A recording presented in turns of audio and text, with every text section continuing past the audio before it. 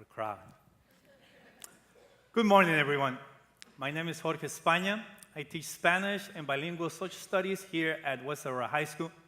I've been part of this district for the last 20 years, and I feel honored, fortunate, and very nervous to be speaking to you this morning. I want to talk to you today about bridges of influence, what they are, how they have affected me, and also how we can become a bridge of influence to our students. I want to start with this picture here today, which I keep as a reminder of where I came from. This is the bridge that connected my parents' small town in Michoacán, a rural western state in Mexico, to the city. Come to realize a few weeks ago that this is my grandfather crossing this bridge about 50 years ago. Eventually, all the members of my family will cross this bridge to come to the United States in search of a better life in this great country of ours. Over the years, I thought a lot about what crossing this bridge meant to me and my family, and also how crossing other bridges have determined who I am today. In 1983, when I was 9 years old, my father crossed this bridge for the last time in his life to come to this country. For 3 years, I did not see my father, but still, he will become a very important bridge of influence in my life.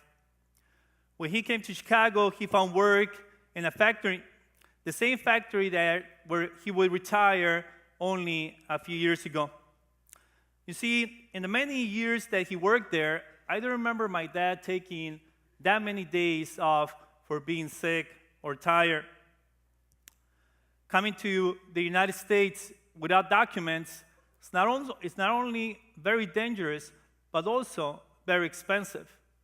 So there was one thing that my dad did, and that was to go to work every day to make sure that he provided for his family. My father's work ethic led me to develop that bridge, a bridge of work ethic, not only to show up, but to also have pride in my work. The next bridge is my mother's. This is me with her. Sorry about the shirt. Had no fashion sense then. It was not until I became a father that I realized the sacrifice my mom had made when she decided to come to this country. You see, as I said, coming to the U.S. without documents is very expensive. So my father had to save for many years in order to be able to bring all his family here. In 1984, he could only afford to bring my mom and my two younger siblings to the United States.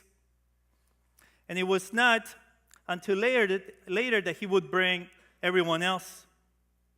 At the time, I didn't realize the decision my mom had taken when she decided to leave her other four children, including me, in Mexico.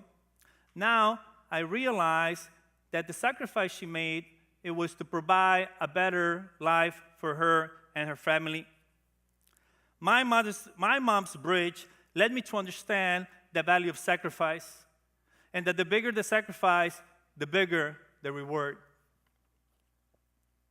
And so, in 1986, it became my turn to cross this bridge.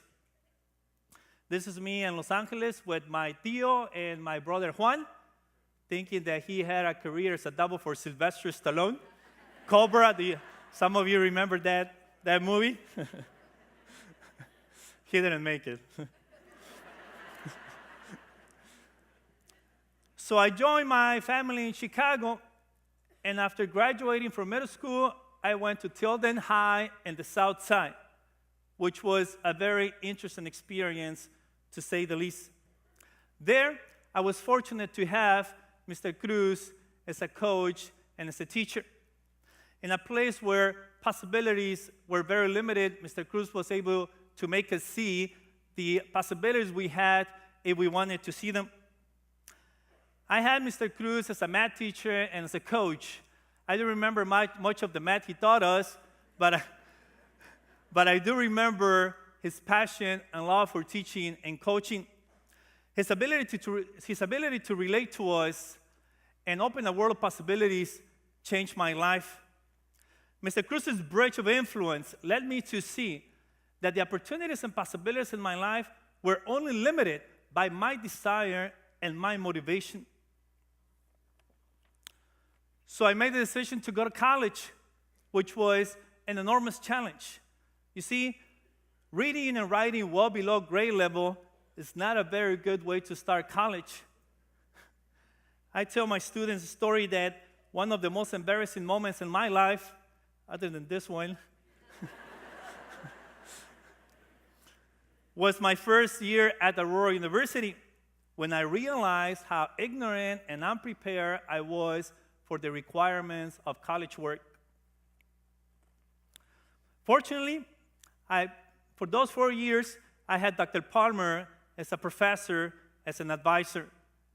I remember the first paper I wrote for her, she was not very impressed. But still, she would spend the next 4 years working with me. I remember sitting with her in her office, working on my papers, helping me become a better student.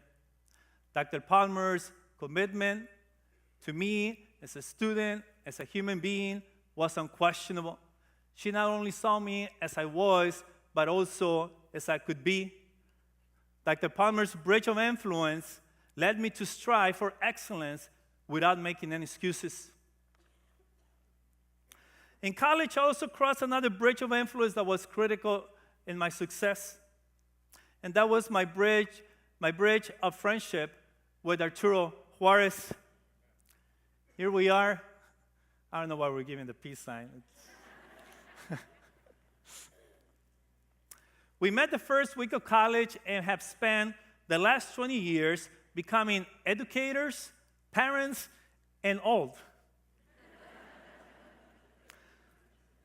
His unconditional support and friendship were critical in those 4 years of college.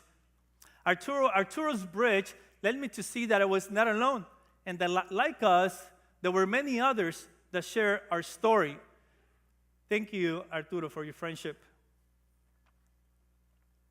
All of the bridges that I talked about today here have been equally important in my life, but I have to go back to Mr. Cruz's bridge. I truly believe that he was the catalyst for everything that I would accomplish. He took me from where I was to where I would be. Obviously, I respect and love everything my parents did. My father's work ethic, my mom's sacrifice. Also, Dr. Palmer's excellence and high expectations, as well as Arturo's friendship. But it was Mr. Cruz, like I said, Mr. Cruz's bridge that led me from where I was to where I would be. Yes, it was up to me to cross that bridge, but it was him that provided it. It was in one of his classes that I first heard and read the following quote. At the time, I really didn't understand it. It was not until I I went to college and then became a teacher that I understood how important this quote was for me. You see, to me, in my life, education has truly been the great equalizer. So, I submit to you today this proposition, that while others want to build walls, it is not only just and moral, but our duty and a responsibility to build bridges of influence.